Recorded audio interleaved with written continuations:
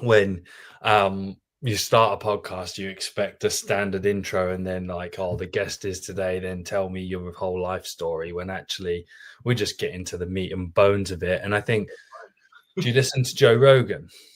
Sometimes. Yeah, and he does a really good job at it. And it's what we try to do, like we're recording now, is that you just start with the conversation Yeah. and people learn as you go. And I Yeah. think that's really, really important. So, for full disclosure for everyone listening, I've never spoke to Nate before. I've never met Nate before. This is the first conversation we're having, and I think it's fucking brilliant, to be quite honest. Yeah, So, no, I'm excited. I've only done one other podcast, so just kind of nice to be out there and yeah. talk about what I'm passionate about. Yeah, and I think like for me to get to start, you've obviously been coaching for a long time. But did you play sport in high school, and did you play college sport? Yep. And tell me a little bit more about that. So yeah, I mean, it's really the whole reason I got into this is I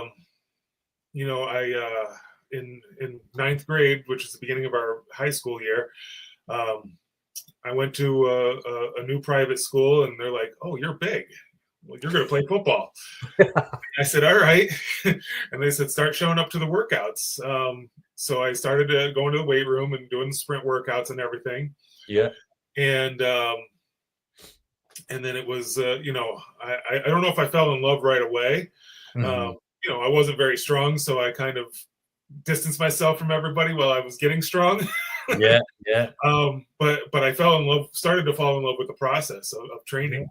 And then what happened is I transferred to the public school in our town, and the coach was like, "If you want to keep using the weight room, you need to play a sport."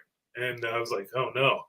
So I had my choice of, I think, wrestling, lacrosse, and track and field. Yeah. And I chose track and field. I was a thrower. Nice. And so that kept me in the weight room. And then so I played football and track and field in high school. And then I was lucky enough to be able to go to college and continue my track and field career. Amazing. And I did that. And then after college, I continued in powerlifting and dabbled in strongman and some of that stuff. What position did you play in football? I was a defensive tackle that probably should have been an offensive tackle. Right. Okay. Yeah. And I guess that's, as you say, like playing sport is the gateway drug to strength and conditioning. Yeah. And for a lot of people it is. And for me, that's, if I was going to play sport, I knew there was always an interest there. I remember my dad had a weight set in the basement, but they wouldn't let me use it because I was too young. They didn't know any better. Yeah.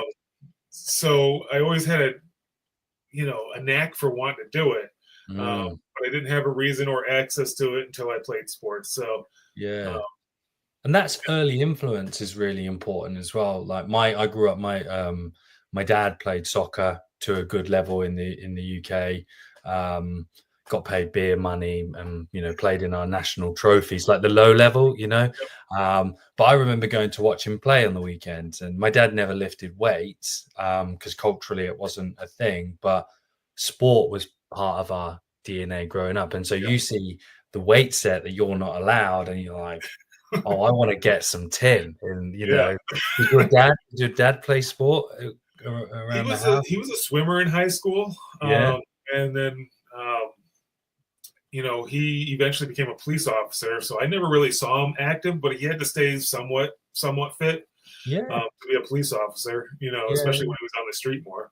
Yeah, for sure. And then, so I guess you, so get to college and you start throwing for college. Like throwing's tough. Like people don't. I'm a massive fan of Bondarchuk, so like throwing is I love it. I wouldn't be very good at it, to be quite not heavy enough. But I like the mindset towards throwing, and how like what were you able to throw? Like how tell me about that part of your career. So I'll have to say everything in feet because I don't remember all That's my fine. metric conversions. Yeah. So and I was by no means a great thrower, but I enjoyed it, and I was able to compete at the level I was at. But my main event was shot put. Yep. Um, so throwing the 16-pound shot put, I was just shy of 50 feet. By the time I finished. Yeah. Yeah. Nice. So it was solid, but Yeah. and that was with little coaching. Yeah. Yeah. um, our school had kind of gone through some changes. We had a decathlon coach, so he was busy coaching all the other events, and then occasionally we'd get some with that. Yeah. Yeah. It's I was, ballet go ahead. shot put. Yep. Working speed across the circle is so balletic. That's Yeah. like my friend's granddad was Daley Thompson's throws coach. Okay. So he had that pedigree, and he's built like a fucking tank. This guy, like the genetics came with him, and he got taught, and he used to just show me the motion, and it was just like these big guys on spinning on a dime. It's Yeah. unreal. I was an awful spinner. I did the glide because I was such a bad spinner. Okay, yeah. And that takes me into discus. I didn't throw discus very much because I was a bad spinner. Yeah, okay.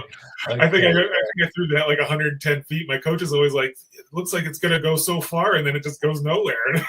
and that's a big part of the brain. I talk to a lot of coaches. Obviously, I'm field sport fanatic and speed and stuff, and I'm having more conversations about the way the brain interacts with vision and output and like discus. That's all. It's happening. Yeah, it was happening. That and hammer. Hammer I figured out a little bit better. I don't know why. Maybe because of the foot placement was easier for me. I threw that around 150 feet. Nice. So it was all right. And I threw javelin once. They kind of threw me in a meet because I missed the shot put, I think. And they're like, "Well, we'll have you do something." So I threw javelin once. I threw it like 100 feet, hurt my elbow, and that was the end of my javelin career. Well, and again, like the javelin, and I think it's so underestimated, the specialization of throws, because there's so much to do with, and you'd see this with being like a lineman and shot, that glide, the weight distribution and weight transference is so important, isn't it? Yeah. Oh, it is. It's hugely important, and you've got to learn how to do that. You've got to be able to absorb that force and change direction. And that was actually, looking back on it, that was something I struggled with. And I'm like, now I know how I could have tweaked my lifting to maybe help that some. Yeah. Back then, I just was like, that get strong. Well, that is a great segue into like the type of, because I think our influence in how we are made as coaches will then influence how we want to train for sport. I'm a big believer in archetypes. Oh yeah. So cheetahs won't graze like giraffes, do they? We do what we do because it's what suits us, right? So and so for you, like in that early part of your competitive career and the weight room career, what did you find worked for you, if you know what I mean? Yeah. For me, it was the mentality of going in and just crushing it every day. I had to have that mentality. The weights came because I had that mentality. So for me, I had to squat heavy. I had to bench press heavy. I was awful at cleaning, but I believed I had to clean heavy. Deadlifts weren't part of my routine back in college too much. Eventually that did when I got more into powerlifting, but and I had to sprint. It was super basic. Sprint, jump, and lift heavy. But you had to also have the right mentality to kind of switch into that mode where it's like, all right, I'm gonna make this lift, and it's fucking where this thing's going up, or I'm going down with it. You really had to kind of set daily goals and know what you were trying to achieve each workout, and go in and do it. It's a really interesting trait that I sort of understood about throwers. I had been involved in track and field a bit, and with different groups and stuff, and you just get to watch throwers train. They train very differently. Yeah.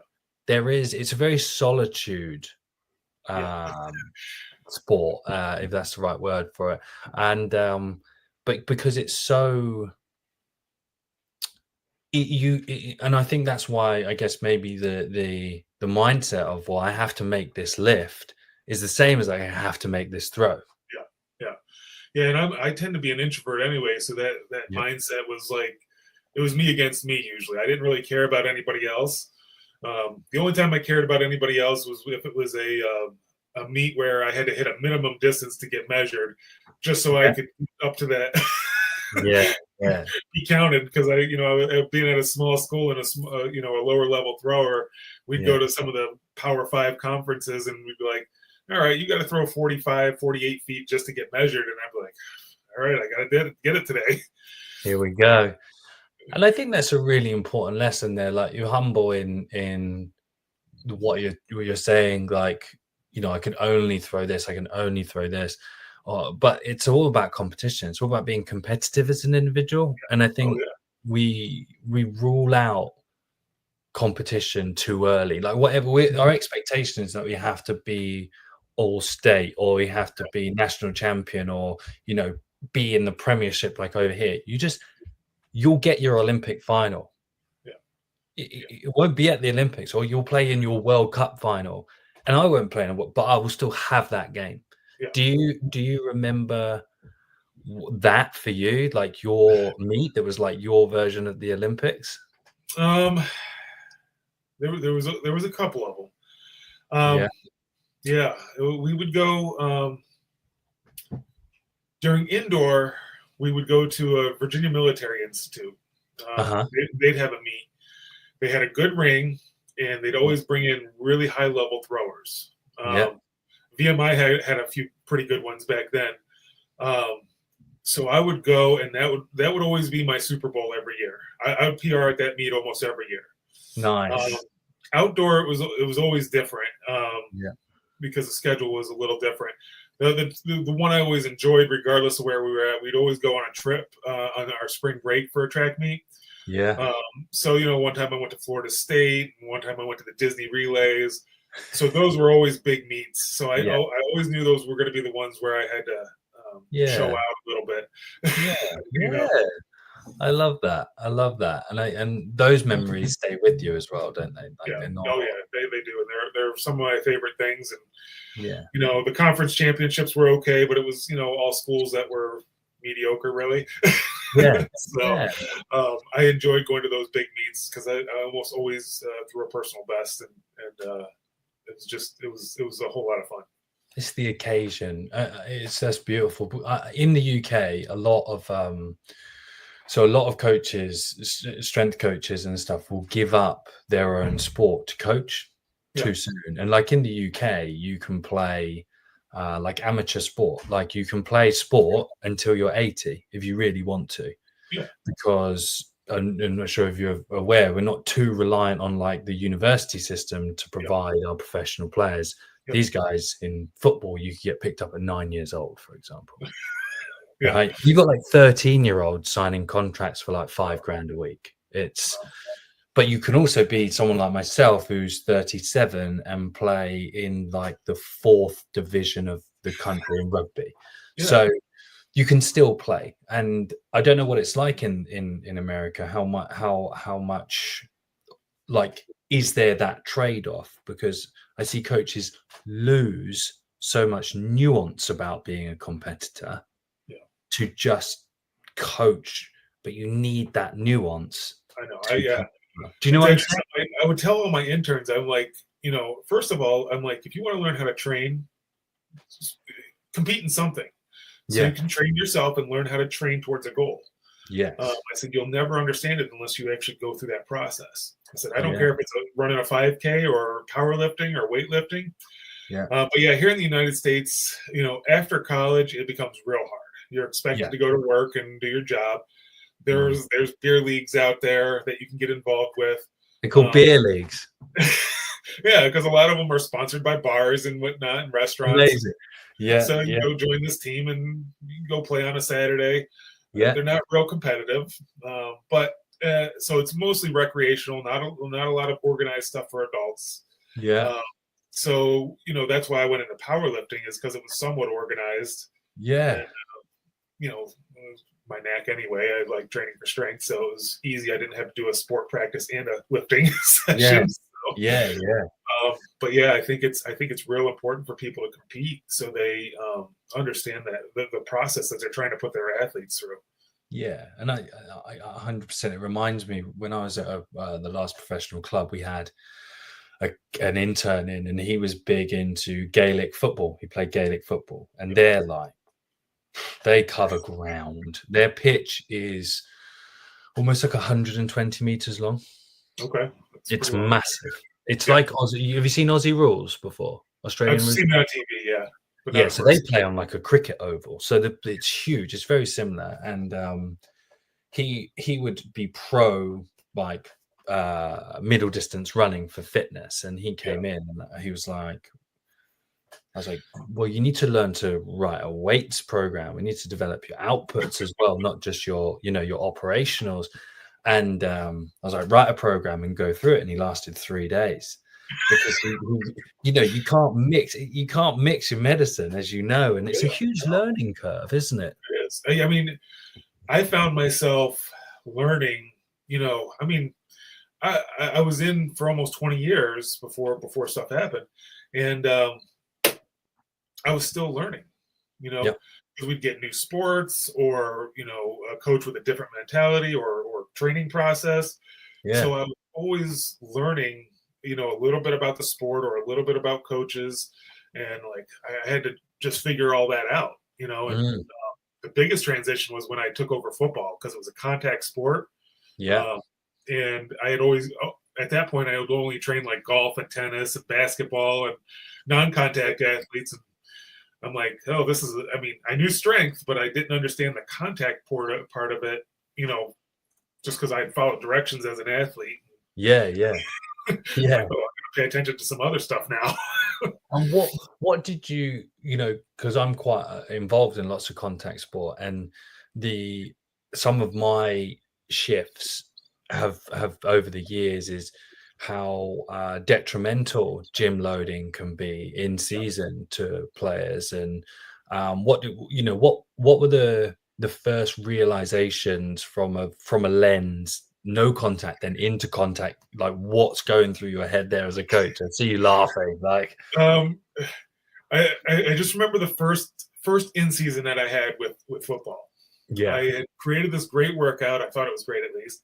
yeah, And our first group was like 7 a.m. on a Monday. I put them through the session, and I'm sitting there like, this workout took an hour and a half, yeah, and I'm like, I'm. It wasn't the athletes. I'm like, I knew that couldn't happen, so yeah, I had to run back to my office, which was down the hall, change the yeah, workout.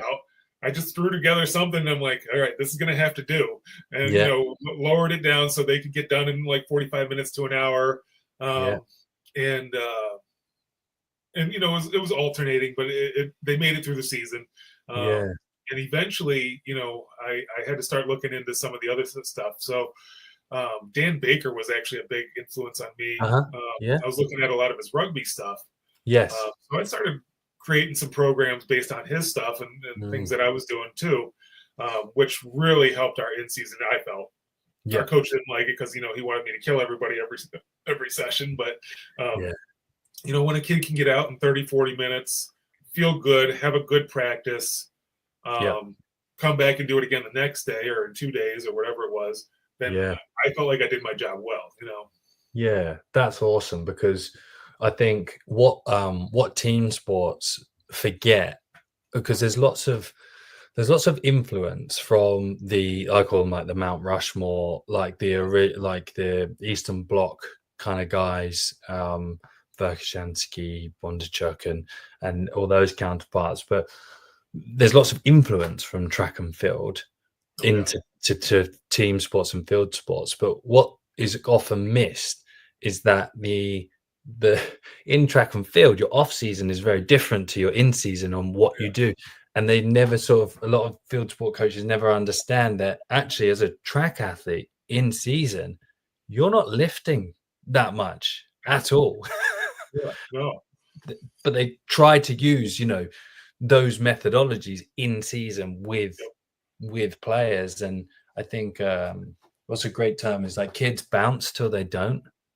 So you're just sucking all that energy out of, yeah, of these kids. And you said something just before we got off on air, which is a real important part of our conversation today, I feel. And you were in Buffalo for 12 years, was it 12 years? yeah. I I've think. been there for 12 years now. And you said you're a strength coach without a strength job now. Yes. I thought it was brilliant. Could you explain, because hopefully lots of listeners, can you tell me a little bit about that and what's Yeah. been going on there, because it's a So, really important topic. so right after the pandemic, our school had lost a huge amount of population, and that meant revenue was way down. Yeah.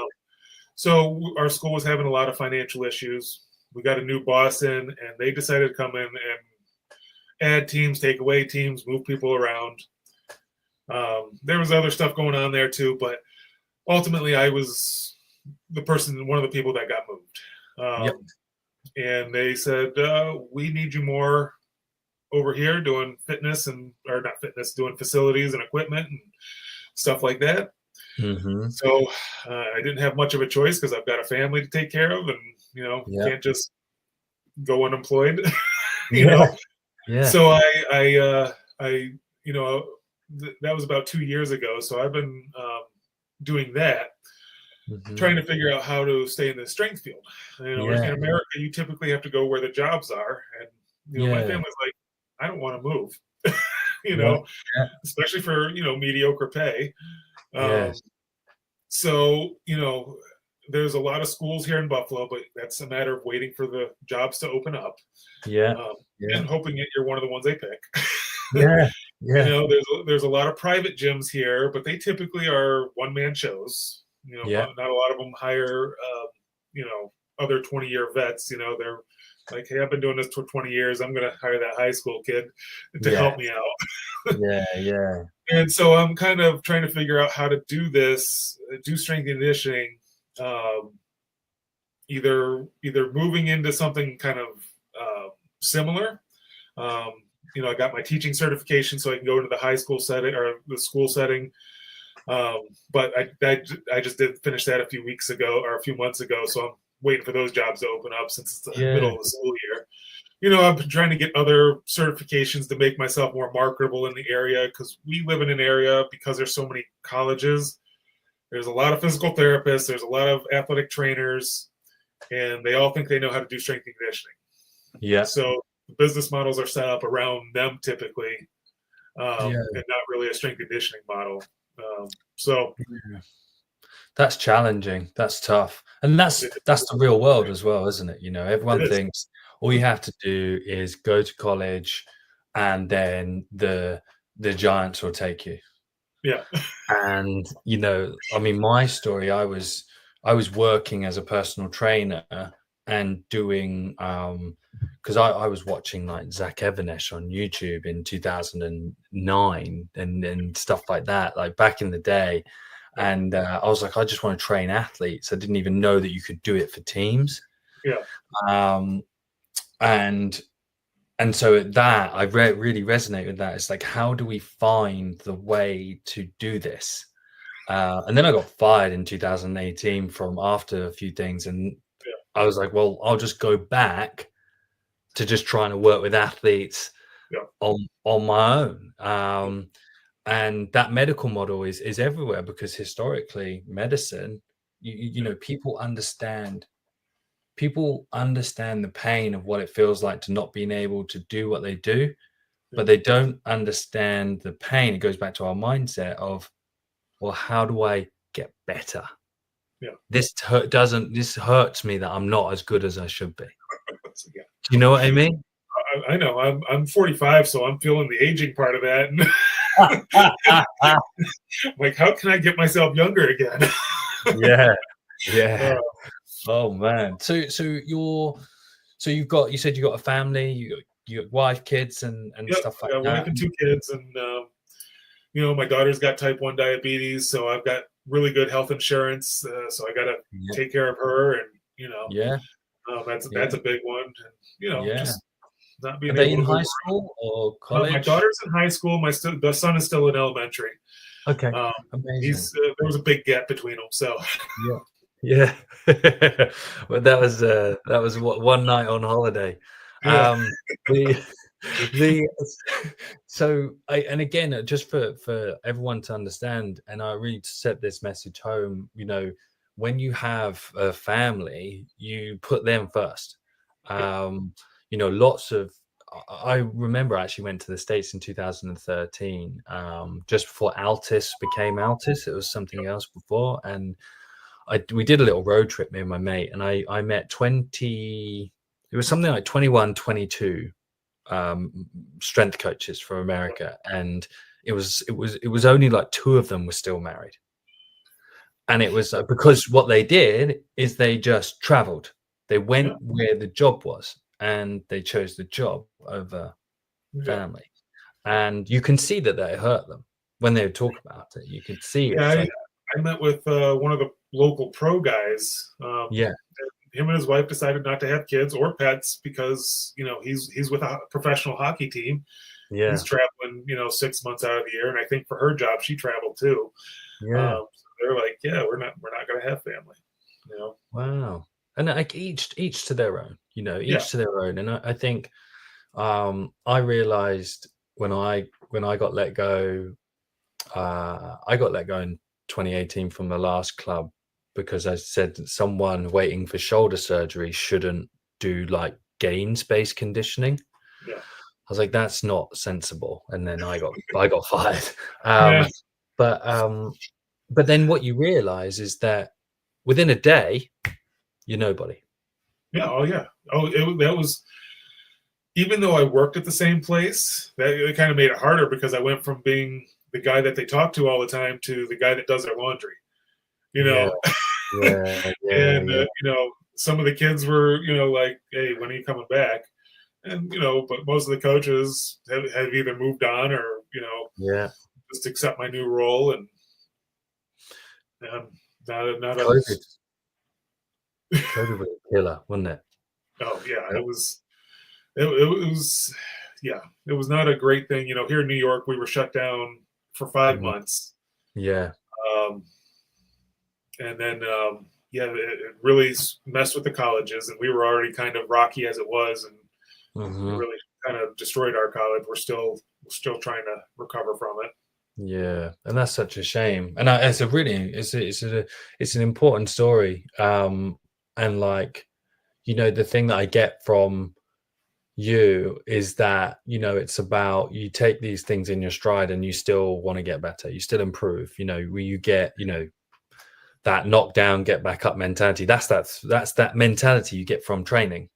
Yeah, yeah, and It's that's where I'm at. I'm just trying to, just like when you're in the weight room and you have to figure out how am I going to get to this new max. I'm trying to figure that out. I'm like, yeah, I'm sitting here like, all right, I got two new certifications, well, three if you count my teaching certification. I'm just trying to figure out how can I do what I'm good at and what I'm passionate about here in yeah, Buffalo, yeah, uh, because I know there's a need. yeah. Just a Jim matter of, Windsor went back to high school, hasn't he?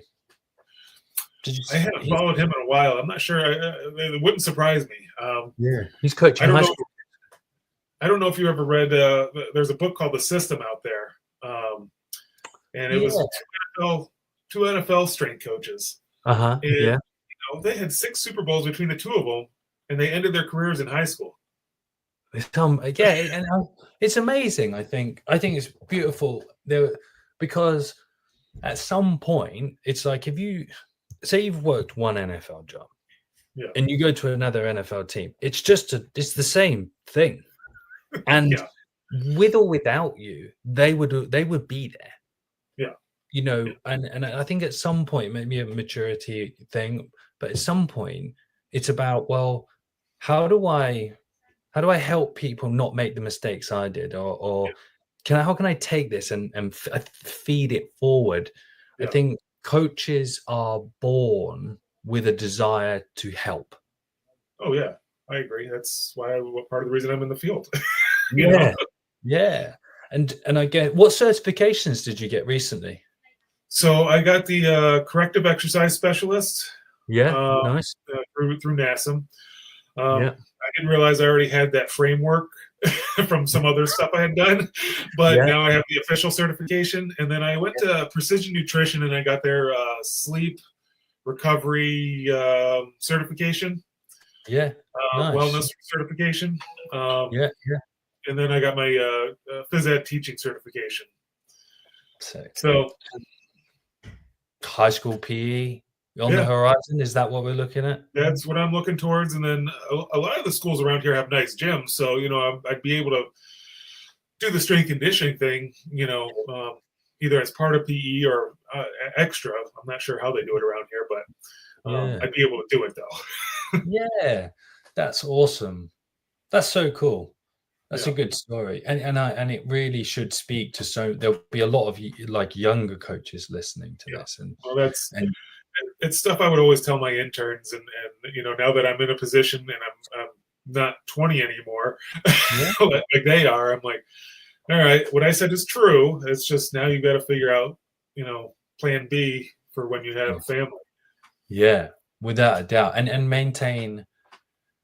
I think, and maintain a certain quality of life as well, because Yeah. there's only so much.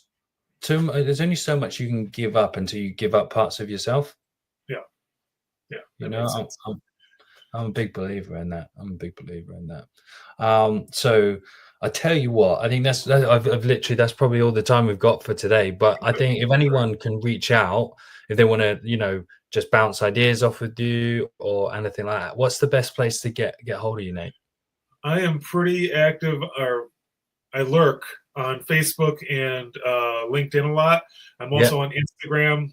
So any of those three places, you can DM me, and if you want to chat, yeah, whatever, yeah. I'll usually check one of those messages. Usually a couple Amazing. times during the week. Amazing, because I think, I heard someone. I listened to Ed Milet's podcast quite a lot. It's really good.